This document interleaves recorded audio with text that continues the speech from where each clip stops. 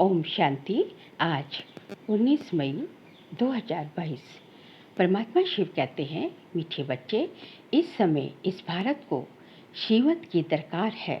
इस समय इस भारत को श्रीमत की दरकार है। श्रीमत से ही कौड़ी जैसा भारत हीरे जैसा बनेगा। सबकी गति सदगति होगी। आज का प्रश्न है, सर्वशक्तिवान बाप में कौन सी शक्ति है जो मनुष्य में नहीं है? उत्तर है, रावण को मारने की शक्ति एक सर्वशक्तिवान बाप में ही है, मनुष्य में नहीं। राम की शक्ति के सिवाय ये रावण मर नहीं सकता। बाप जब आते हैं अर्थात भगवान जब आते हैं, तब तुम बच्चों को ऐसी शक्ति देते हैं जिससे तुम भी रावण पर जीत पा लेते हो। ओम शांति। मीठे बच्चे जानते हैं, यह होली हंसों की सभा है। यहाँ सब ब्राह्मण बैठे हैं। पवित्र को ब्राह्मण कहा जाता है, अपवित्र को शूद्र वर्ण का कहेंगे। जो पुरुषार्थी हैं उनको हाफ फास्ट कहेंगे, ना इधर के ना उधर के। एक पाँव उस पार जाने वाली नाव में, एक पाँव इस पार वाली नाव में होगा तो चीर जाएंगे। इसलिए निर्णय करना चाहिए कि हम किस तरफ जाएं। अगर कोई असुर बैठे होंगे तो विघ्न डालेंगे। ये कौन समझाते हैं? शिव बाबा। शिव के लिए ही बाबा अक्षर मुख से निकलता है। शिव के लिए बाबा अक्षर हम बहुत प्यार से बोलते हैं। शिव बाबा ही झोली भरने वाला है। बाप से जरूर वर्षा मिलेगा। शिव के कितने अथाह मंदिर हैं। वह भी है निराकार विश्व का रचयिता। विश्व में लक्ष्मी नारायण का राज्य था तो जरूर बाप से वर्षा मिला होगा। अभी तुम शूद्र से ब्राह्मण बने हो। शूद्र है पत्थर बुद्धि, लक्ष्मी नारायण तो पारस बुद्धि थे। माया से बुद्धि मारी जाती है। माया का नाम भारत में मशहूर है। माया मतलब विकार। इस समय माया रावण का राज्य है, अर्थात रावण संप्रदाय है। इसलिए रावण को मारते हैं, परंतु मरता ही नहीं है। राम की शक्ति के सिवाय रावण पर जीत पा नहीं सकते। सर्वशक्तिवान से ही शक्ति मिल सकती है। वह तो है एक परमपिता परमात्मा। उनका न सूक्ष्म शरीर है न स्थूल। ये भी किसकी बुद्धि में नहीं आता कि वह निराकार फिर भारत में कैसे आया। आत्मा ऑर्गन्स के बिगड़ तो कर्म कर नहीं सकती। कुछ भी समझते नहीं हैं, इसलिए पत्थर बुद्धि कहा जाता है। भगवान बैठ समझाते हैं, भगवान है ऊंचते ऊंच, उनकी सबसे ऊंची मत है। नहीं तो भगवान का सिमरण क्यों करते हैं? उनकी मत सिमरते हैं। जरूर भगवान के आने का भी ड्रामा में पार्ट है। मनुष्य समझते नहीं। बहुत लोग कहते हैं क्राइस्ट से 3000 वर्ष पहले गीता सुनाई गई, परंतु यह तो बताओ वह गीता किस नेशन को किस युग में सुनाई गई और किसने सुनाई? एक ही शास्त्र में कृष्ण भगवान उवाच लिखा हुआ है। फिर रुद्र ज्ञान यज्ञ भी कहते हैं। रुद्र तो शिव बाबा को कहा जाता है। कृष्ण को कभी बाप नहीं कह सकते, शिव बाबा कहा जाता है। शिव बाबा ही नॉलेजफुल ब्लिसफुल है। तो तब तो भक्त लोग पुकारते हैं, समझते हैं भक्ति करने के बाद भगवान मिलेगा। अच्छा, भक्ति कब शुरू होती है? भगवान कब मिलता है? पाप आत्माओं की दुनिया से पुण्य आत्माओं की दुनिया में कब जाना होता है, ये कोई नहीं जानते। तुम भी शूद्र वर्ण के थे, अभी तुम ब्रह्मा मुख वंशावली ब्राह्मण कहलाते हो। ब्राह्मण किसने बनाया? शिव बाबा ने। ये है रचयिता। ब्राह्मण वर्ण है सबसे ऊंच, ब्राह्मणों की चोटी भी है। तभी तो जो यहाँ के भक्ति मार्ग के ब्राह्मण होते हैं उनको चोटी रखी जाती है, उनकी चोटी होती, चोटी रखते हैं वो लोग, क्योंकि साकार में है ना। परंतु उन्हों को बनाने वाला निराकार है। वह परमपिता परम आत्मा माना परमात्मा। ये अक्षर पक्का याद कर लो। ड्रामानुसार जब सृष्टि तमो प्रधान बन जाती है तब मुझे आना पड़ता है। मैं भी ड्रामा के बंधन में बंधा हुआ हूँ। बाबा कहते हैं मैं भी इस ड्रामा के बंधन में जो है बंधा हुआ हूँ, बंधायमान हूँ। मेरा भी इस ड्रामा में आने का एक फिक्स टाइम है। तुमको पतित से पावन बनाए सुख शांति का वर्षा आकर देता हूँ। बाकी सबको शांति का वर्षा मिल जाता है। हम जो है देवी देवता धर्म वालों को सुख और शांति दोनों का, और बाकी जो है मुक्ति धाम में लेती रहती हैं तो उनको जो है शांति का वर्षा मिल जाता है। बरोबर सतयुग त्रेता नई दुनिया थी जो राम ने स्थापन की थी। राम से भी शिव बाबा अक्षर ठीक है। शिव बाबा अक्षर सबके मुख पर है तो बाबा नई दुनिया का रचयिता है। वह आकर वर्षा देते हैं। गीता ब्राह्मणों की ही सुनानी है। गीता ब्राह्मणों की ही सुनानी है। जब शूद्र से ब्रह्मामुख वंशावली ब्राह्मण बने तब उनको गीता सुनाई गई। ब्राह्मणों का ज्ञान का तीसरा नेत्र खोला किसने? भगवान ने, शिव बाबा ने। इसलिए कहते हैं ज्ञान अंजन सतगुरु दिया, अज्ञान अंधेर विनाश। बच्चे कहते हैं बाबा नरक जैसी दुनिया से अब स्वर्ग में ले चलो। ये है शिव भगवान वाच, शिवाचार्य वाच। शिवाचार्य बेहद का संन्यास सिखलाते हैं। शंकराचार्य का है हद का संन्यास। बेहद का बाप कहते हैं पुरानी दुनिया को भूलो, अब तुमको सदा सुख की दुनिया में चलना है। किशनपुरी और कंसपुरी कहते हैं ना, किशनपुरी सतयुग को, कंसपुरी कलयुग को कहा जाता है। दोनों इकट्ठे हो ना सके। सतयुग में फिर कंस कहाँ से आए, और अभी जो है कलयुग में है किशन कहाँ से आए। बुद्धि से काम लेना चाहिए ना। अब बाबा खुद आया है स्वर्ग का अथाह घनेरे सुख देने। बाबा कहते हैं इस अंतिम जन्म में जो पढ़े वह पढ़े, जो पढ़े वह पढ़े, फिर तो राजाई स्थापन हो जाती है। बाप भी आकर शूद्र से ब्राह्मण सो देवता बनाते हैं। वो लोग हिंदू को क्रिश्चियन या बौद्धी बनाएंगे, कन्वर्ट करते हैं ना। परंतु ये कभी सुना कि शूद्र वर्ण को ब्राह्मण वर्ण बनाया? यह तो शिव बाबा का ही काम है। वो ही ब्राह्मणों को फिर देवता बनाते हैं। हर एक अपने से पूछे कि हम पहले किस धर्म में और किस वर्ण के थे, गुरु कौन था, शास्त्र कौन सा पढ़ते थे, गुरु से क्या मंत्र मिला, फिर कब से शिव बाबा ने ब्रह्मा द्वारा ब्राह्मण वर्ण में लाया। ये सब बातें बाबा कहते हैं तुम अपने आप से पूछो। ये हर एक से लिखाना चाहिए। जब जो है सेंटर में आते, जब बाबा का बनते हैं तो बाबा कहते हैं ये सब बातें जो है उनको जो है उनसे लिखवाओ, उनसे लिख लो। अब तुम बच्चों को तो बाप कहते हैं मुझे याद करो, माया रावण ने तुम्हारी क्या दुर्दशा कर दी है। अब तुम बने हो ब्राह्मण संप्रदाय, फिर देवी संप्रदाय बनना है। तुम्हें निराकार परमपिता परमात्मा ने कन्वर्ट किया है। बच्चों को हर एक से लिखाना चाहिए कि किस धर्म के थे, किसको पूछते थे, गुरु किया है या नहीं, फिर ब्राह्मण वर्ण में कौन ले आया। ये बाबा भी लिखेंगे कि हम हिंदू धर्म के कहलाते थे, गुरु बहुत किए, शास्त्र बहुत पढ़े। अभी कौन बाबा कहेंगे? ये ब्रह्मा बाबा भी ये कहेंगे। सिख धर्म वाले कहेंगे हम सिख धर्म के हैं। सिर्फ भारतवासियों को अपने देवी देवता धर्म का पता नहीं है, बाकी सबको पता है। ऐसे नहीं कि सिख धर्म वाले अपने को देवता कहलाएंगे। हर एक अपने को अपना धर्म वाला ही कहलाता है। अब बाप कहते हैं जो शिव के भक्त व शिव की रचना देवी देवताओं के भक्त होंगे उन को सुनाना है, वह अच्छी रीति सुनेंगे।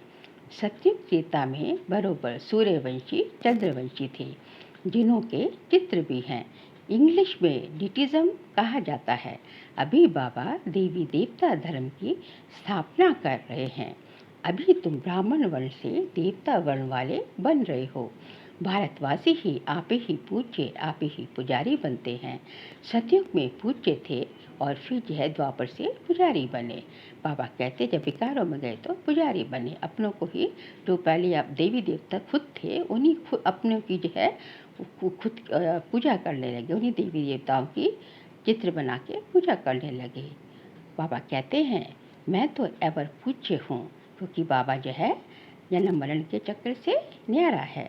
अभी तुम यहाँ आए हो राजयोग सीखने, भविष्य 21 जन्मों के लिए शिव बाबा से वर्षा लेने। तो फॉलो करना चाहिए। जब तुम ब्रह्मावंशी नहीं बनेंगे तो ब्राह्मण कैसे कहलाएंगे? अच्छा, आज भोग है, ब्राह्मणों को खिलाने की भी रस्म पड़ी हुई है। बाकी ज्ञान का इससे कोई ताल्लुक नहीं है। यहाँ तो है ज्ञान सागर और ज्ञान गंगाओं का मिलन। हम सब कौन है? हम सब ज्ञान गंगाएं और ज्ञान सागर है हमारा शिव बाबा। वहाँ फिर देवताओं और तुम ब्राह्मणों का मेला लगता है। इसमें मूझने की बात नहीं है। बाबा कहते हैं, देह सहित देह के सब संबंधों से ममत्व मिटाते जाओ। मुझ एक को याद करो तो अंतमति सोगति हो जाएगी। मैं प्रतिज्ञा करता हूँ, तुमको स्वर्ग में भेज दूंगा। रोज क्लास में पूछो, शिव बाबा के साथ प्रतिज्ञा करेंगे? शिव बाबा कहते हैं, मेरी मत पे चलो। भगवान की श्रीमत नामी ग्रामी है। श्रीमत अर्थात श्रेष्ठ मत। ब्रह्मा की मत भी गाई जाती है। ब्रह्मा से भी ब्रह्मा का बाप अर्थात शिव बाबा ऊंच है। जब भोजन पर बैठते हैं तो भी शिव बाबा को याद करो। मोस्ट बिलीव्ड शिव बाबा है ना, जैसे कि उनके साथ हम भोजन पा रहे हैं। इस याद से बहुत ताकत आएगी। परंतु बच्चे घड़ी घड़ी भूल जाते। बाबा कहते हैं, भोजन पे भी बैठते हैं तो पहले बाबा को याद करो और फिर खाओ जो है। लेकिन बाबा क्या, बच्चे जो है भूल जाते हैं। जब यदि जो है बाबा को याद करके भोजन सेवन करेंगे तो जो है बहुत बाबा जो है उस भोजन में जो है पहले बाबा को खिलाएंगे भोजन को तो बाबा जो है उसमें बहुत ताकत भर देता है खाने में। परंतु बच्चे घड़ी घड़ी भूल जाते हैं। भारत को अब शिव बाबा के श्रीमत की दरकार है, क्योंकि शिव बाबा ही सर्व का सद्गति दाता पतित पावन है ना। बाप और वर्षी को याद करना है। माया विघ्न भी अनेक प्रकार की डालेगी, उनसे डरना नहीं है। ज्ञान तो बहुत सहज है, बाकी योग में रहना, एक से बुद्धि योग जोड़ना, इसमें ही मेहनत है। और जब भटकने से तो और जगह भटकने से तो एक शिव बाबा को याद करना अच्छा है। गीता पढ़ने की भी बात नहीं, जबकि बाप खुद आए हैं। बाकी सब शास्त्र हुए बाल बच्चे। किसके बाल बच्चे? गीता के बाल बच्चे। उनसे वर्षा मिल ना सके। बेहद का वर्षा एक ही बेहद के पिता से मिलता है। अच्छा, बाप दादा तो बच्चों के सामने बैठा है। बाबा कहते हैं, मैं तुम्हारा बाप ब्रह्मा द्वारा मम्मा का, दादा का, बच्चों का, सबका याद प्यार देता हूँ। आज तो बाबा ने जो है सबका याद प्यार दिया। मैं तुम्हारा बाप ब्रह्मा द्वारा मम्मा का भी, दादा का भी। दादा कौन हुआ? किसका जो है बच्चे दादा भी बोल रहे हैं ब्रह्मा को कि ब्रह्मा का भी याद प्यार दे रहा हूँ, मम्मा का भी याद प्यार दे रहा हूँ, और बच्चों का सबका याद प्यार, सभी बच्चों का, जो पुराने बच्चे हैं उन सब का याद प्यार, जो उसमें गए हुए हैं जो एडवांस पार्टी का, जो भी कोई ये सब का याद प्यार देता हूँ। अच्छा, मीठे मीठे सिक्ल दे बच्चों प्रति माता पिता बाप दादा का याद प्यार और गुड मॉर्निंग। रूहानी बाप की रूहानी बच्चों को नमस्ते। हम रूहानी बच्चों की रूहानी बाप दादा को नमस्ते नमस्ते नमस्ते। सार के लिए पॉइंट्स हैं। मोस्ट बिलीव्ड बाप को साथ में रख भोजन खाना है। एक बाप से ही बुद्धि योग जोड़ना है, एक की श्रीमत पर चलना है। बुद्धि से बेहद की पुरानी दुनिया को भूलना है, इसका ही संन्यास करना है। पुरानी दुनिया को भूल के जो है पुरानी दुनिया से संन्यास करना है। आज का वरदान है, देह और देह के संबंध, देह के पदार्थों के बंधन से मुक्त रहने वाले जीवन मुक्त फरिश्ता भव। देह के संबंध और देह के पदार्थों के बंधन से मुक्त रहने वाले जीवन मुक्त फरिश्ता भव। फरिश्ता अर्थात पुरानी दुनिया और पुरानी देह से लगाव का रिश्ता नहीं। देह से आत्मा का रिश्ता तो है, लेकिन लगाव का संबंध नहीं है। लगाव का संबंध नहीं है आत्मा का और शरीर का।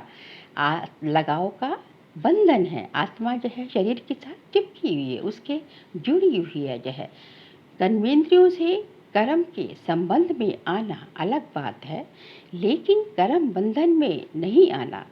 कर्म बंधन में नहीं आना। कर्मों के बंधन में नहीं आना, कर्म बांधे नहीं तुम्हें। फरिश्ता अर्थात कर्म करते भी कर्म के बंधन से मुक्त, न देह का बंधन, न देह के संबंध का बंधन, न देह के पदार्थों का बंधन। ये नहीं कि मुझे ये चीज़ चाहिए या वो चीज़ चाहिए, ये चीज़ अच्छी लगती है, ना जो है शरीर का बंधन कि मेरे शरीर को कुछ ना हो जाए, अपने शरीर को सजाना संवारना, और ना अपने रिश्तों में जाए कि मेरा ये मेरा वो, किसी से बहुत प्यार। सब आत्मिक रिश्ते से आत्मा समझना है सबको, आत्मिक नाते से हम सब भाई भाई हैं। आत्मा समझेंगे तो धीरे धीरे जो है ये सब चीज़ें जो है इन सब से जो है बंधन खत्म होता जाएगा, और वो बंधन जो है संबंध में कन्वर्ट होता जाएगा। ऐसे बंधन मुक्त रहने वाले ही जीवन मुक्त फरिश्ता हैं। जीवन में जीने वाले, जैसे कि जिसको हम कहते हैं सतयुग में जो है हम जीवन मुक्त है, वहाँ किसी का कोई बंधन नहीं है, जो है बंधन में बंधन नहीं है, वहाँ जो है क्या है, संबंध है। आज का स्लोगन है, स्थूल संपत्ति से भी अधिक मूल्यवान है रूहानी स्नेह की संपत्ति। स्थूल संपत्ति से भी अधिक मूल्यवान है रूहानी स्नेह की संपत्ति, क्योंकि स्थूल संपत्ति तो आज है और कल नहीं है। हमारे साथ कुछ, जब हम शरीर देश का त्याग करेंगे तो हमारे साथ नहीं जाएगी, लेकिन जो रूहानी स्नेह की संपत्ति एक ऐसी संपत्ति है कि उस संपत्ति से हम किसी को भी अपना बना सकते हैं, किसी को भी अपनी तरफ आकर्षित कर सकते हैं, यहाँ तक कि जो है स्थूल संपत्ति को भी जो है आप अपना बना सकते हैं। तो इसलिए जो है स्थूल संपत्ति, बाबा कहते हैं स्थूल संपत्ति से भी अधिक मूल्यवान है रूहानी स्नेह की संपत्ति, क्योंकि उससे जो है बाकी सब संपत्ति भी जो है आपके पास स्वतः ही आती जाएगी। आगे जो है मातेश्वरी जी के अनमोल महावाक्य हैं, बदनसीबी और खुशनसीबी, अब इन दोनों शब्दों का मदार किस पे चलता है? ये तो हम जानते हैं कि खुशनसीब बनाने वाला परमात्मा है, तो बदनसीब बनाने वाला खुद ही मनुष्य है। जब मनुष्य सर्वदा सुखी है तो उन्हों की अच्छी किस्मत कहते हैं, और जब मनुष्य अपने को दुखी समझते हैं तो वो अपने को बदनसीब समझते हैं।